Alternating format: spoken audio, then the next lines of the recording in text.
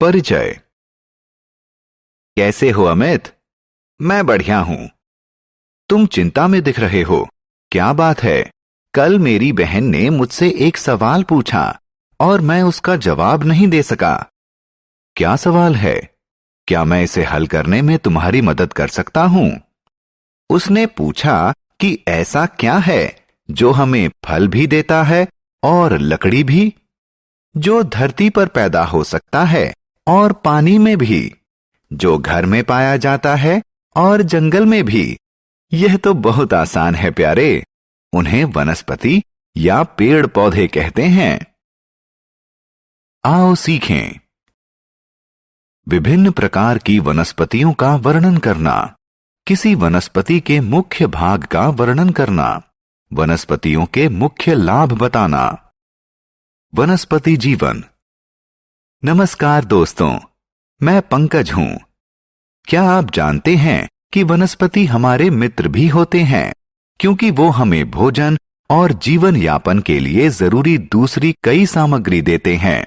इसके अलावा वो हमें छाया भी देते हैं। वो भी हमारी तरह सजीव होते हैं। उन्हें अपने जीवित रहने और बढ़ने के लिए आहार और जल की जरूरत होती है।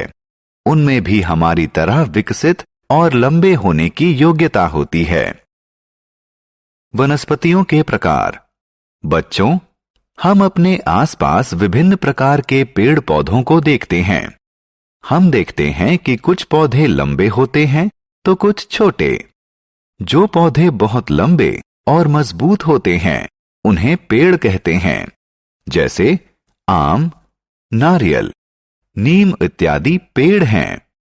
जो पौधे पेड़ों से छोटे होते हैं उन्हें झाड़ियां कहते हैं, जैसे गुलाब या सूरजमुखी के पौधे।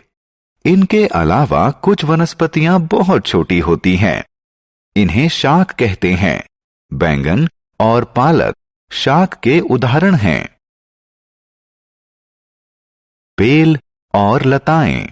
दोस्तों, यह जानकर आपको आश्चर्य होगा कि कुछ वनस्पतियां सीधी खड़ी नहीं हो सकती और उन्हें खड़े होने के लिए सहारे की जरूरत होती है। ऐसी वनस्पतियों को बेल और लताएं कहते हैं। बेल किसी सहारे के साथ बढ़ती है, जैसे कि मनी प्लांट। लताएं जमीन पर फैलकर बढ़ती हैं, जैसे कि कद्दू और तरबूज। वनस्पतियों के अंग। दोस्तों, आइए पौधों के विभिन्न अंगों की चर्चा करें। किसी पौधे के मुख्य अंग जड़, तना, पत्ते, फूल और फल होते हैं। आइए एक एक कर इन सभी के बारे में और जानें। जड़ पौधे का सबसे निचला अंग होता है। ये मिट्टी में विकसित होती है और पौधे को जल और खनिज प्राप्त करने में सहायता करती है।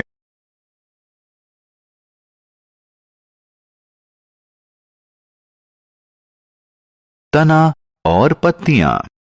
पौधे का अगला अंग तना होता है। पौधे के कठोर भाग को तना कहते हैं, जो जमीन के ऊपर उगता है। यह पत्ते, फल और फूल को वहन करता है। तना पौधों को सहायता भी देता है। दोस्तों, क्या आप जानते हैं कि तने का कौन सा भाग उन्हें फल तैयार करने में मदद करता है? बिल्कुल सही, पत्तियां करती हैं। पत्तियों का रंग हरा होता है और ये तने से उत्पन्न होती हैं। फूल और फल।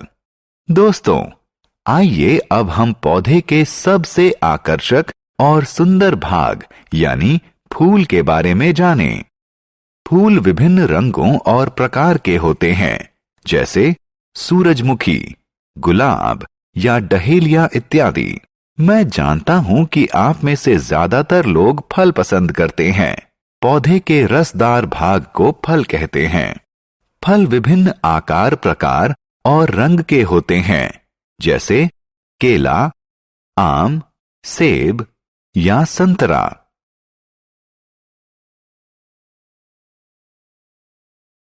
बीज।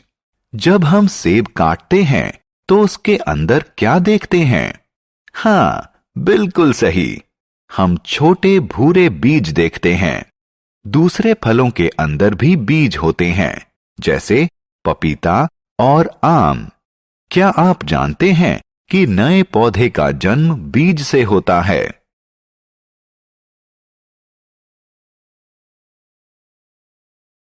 वनस्पतियों का उपयोग। बच्चों, हम जानते हैं कि हम पौधों से खाने की सामग्री प्राप्त करते हैं। भोजन सामग्री के अतिरिक्त हम पौधों से अन्य बहुत सी चीजें प्राप्त करते हैं। बहुत सी दवाइयां व इत्र यानी परफ्यूम पौधों से बनते हैं। पेड़ हमें लकड़ी भी देते हैं। कुछ स्थानों पर लकड़ी से घर भी बनते हैं। आओ खेलें। दोस्तों, आइए आपकी जानकारी की परीक्षा लें। पौधों के विभिन्न अंगों से उनके कार्यों का मिलान करें। हमने क्या चर्चा की? हमारी ही तरह पौधे भी सजीव होते हैं। पौधे कई प्रकार के होते हैं, जैसे पेड़, झाड़ियां, शाक, बेल और लताएं। पौधे हमें भोजन, लकड़ी, तेल, दवाई और सांस लेने के लिए ताजा हवा देते हैं।